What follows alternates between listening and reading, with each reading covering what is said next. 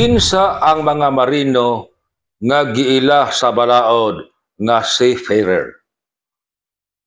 Ubos sa number 14 sa POEA Standard Employment Contract, ang seafarer mao ang marino nga nagtrabaho sa barko kansang destinasyon pagawas sa atuang nason.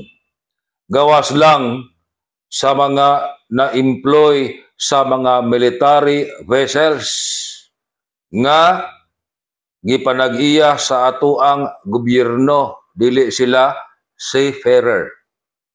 Nganong mahinungdanon kayo nga ma-classify kung kinsa ang seafarer nga marino?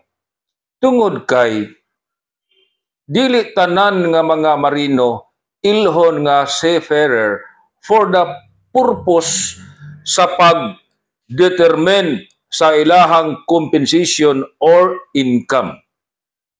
Kadtong mga marino nga ang trabaho sa barko pang inter-island, dili sila seafarer.